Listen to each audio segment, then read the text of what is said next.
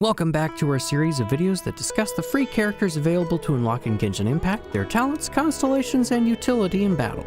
In this video, we'll discuss Forest Ranger Collei, an old friend of Amber's who looks up to and admires her. With patch update 3.1, Collei is being added as a free character you can unlock by clearing the 4th floor of the Spiral Abyss. Collei is an archer who wields the dendro element, and as dendro is still rather new, it is good that players have access to that element outside of the Traveler. Dendro as an element has what I refer to as tiered reactions. Dendro only reacts with 3 other elements, but the order of application allows for the reaction type to change. Because of this, I will be classifying reactions such as Burning, Bloom, and Quicken as primary reactions, and I'll refer to Burgeon, Hyperbloom, Aggravate, and Spread as secondary reactions.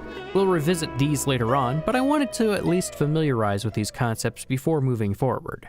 As an archer, though Collei's normal basic attack combo lacks any sort of infusion, holding down the attack button or entering aim mode allows Collei to focus energy into her arrowhead, allowing her loosened arrow to deal dendro damage. Moving on to her elemental skill, Floral Brush, Collei throws a boomerang that deals dendro damage.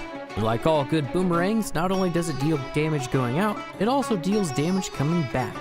Collei's first Ascension passive, Floral Sidewinder, creates a sprout effect that surrounds the character provided your team can trigger a primary or secondary dendro reaction before her boomerang's return.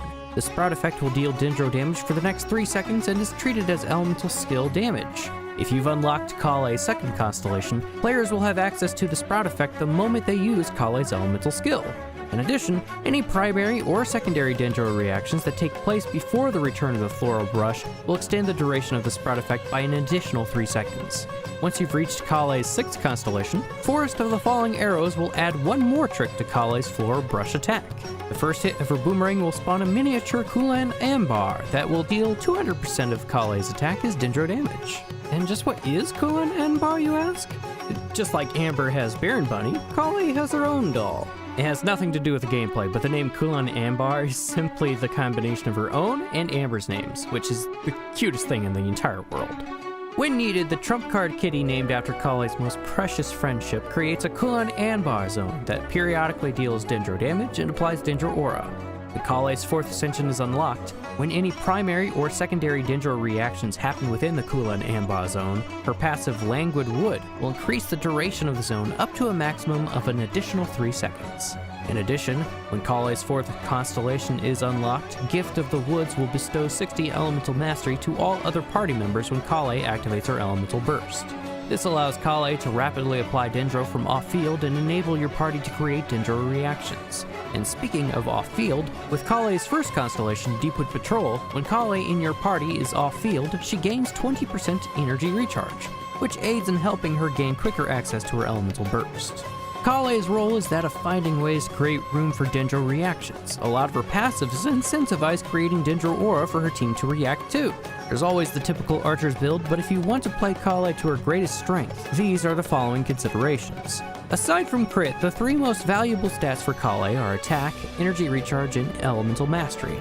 Most of Collei's talents scale with her attack, however, as a dendro unit, there may be occasions where mastery is more desirable. And should your team depend on Collei's dendro application to create opportunities for damage spikes, energy recharge will definitely be required. Aside from Sans considerations, Collei's Goblet and Circlet follow the typical crit considerations of a damage goblet and a crit circlet. Putting energy needs aside for a moment, the decision for either attack or mastery will largely depend on your team. Returning to our dendro reaction chart, all of our primary dendro reactions are transformative, meaning their damage is largely dependent on having a very high mastery stat triggering the reaction. For most of these reactions, Collei is going to be applying dendro from off-field, meaning whether or not she triggers the reaction is highly dependent on the speed your star player can apply their own element. If Collei is slower, then mastery is a perfectly fine addition. However, if Collei applies dendro first, or your team utilizes secondary transformative dendro reactions like Burgeon or Hyperbloom, it's best to focus on Collei's attack. The one time it does not matter the order in which Collei applies dendro is in Quicken teams. Quicken, the reaction when dendro meets electro, places a debuff on the affected enemy. When either Electro or Dendro hits the enemy, they are granted a flat talent buff that scales with their elemental mastery. And since quickened enemies allow for both Dendro and Electro aura to coexist, Collei's Dendro application will not only occasionally reapply Quicken, it'll also trigger Spread. In this instance, it is perfectly fine to substitute a Mastery Sands in place of attack. Be careful though. If Hydro or Pyro is applied to a quickened enemy, it will trigger one of the other two primary dendro reactions and the debuff will be removed. With all that said, let's focus on weapon stats. Aside from crit rate and crit damage, the best weapons for Collei are weapons that will enhance her stats with both their substat and weapon passive. For quickened teams, one such example is the Windbloom Ode.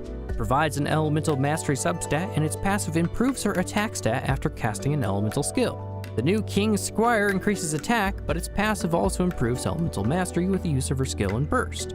Of course, this weapon relies heavily on Collei remaining on the field, so be sure that she is triggering primary reactions while utilizing an off-field elemental applicator. Since a lot of emphasis is being placed on the use of her skill and more prominently her burst, passives that increase skill and burst damage are also quite favorable. The String is a great bow that provides both an elemental mastery substat as well as a passive that increases the damage of her burst and skill. A great addition to quickened teams or teams where Collei is triggering primary reactions. The Fading Twilight is an interesting choice. It provides energy recharge and its passive improves all sources of Collei's damage.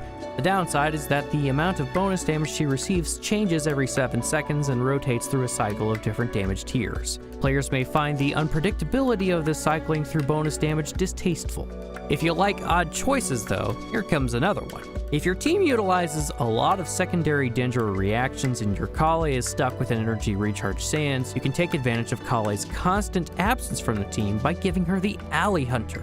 It increases your damage the longer you stay off-field, but the damage bonus rapidly disappears the longer you take center stage. It only really excels at increasing off-field damage, so its usage is fairly limited. However, Collei is one of the few characters that can make use of this weapon should you have it. As far as bows go, those were the most notable ones that really stand out from the others in terms of fulfilling her role. If you're looking at a bow and it fits the criteria I've already mentioned, it's a viable option for her. Other than that, we have the typical Favonius Warbow to help Collei with energy issues should you desire to use an attack or mastery sands. And for those struggling in the crit department, you can use any weapon that provides either crit rate or crit damage to complement your circlet. As for the set bonuses, Collei's #1 set is the Deepwood Memories. It provides a dendro damage bonus and it decreases enemy resistance to dendro whenever hit by the wearer's elemental skill or burst. If you already have a dendro character fulfilling that role, you can always mix 2 pieces with any set that provides an attack or elemental mastery buff. You can even use the 4-piece Gilded Dream set in quickened teams.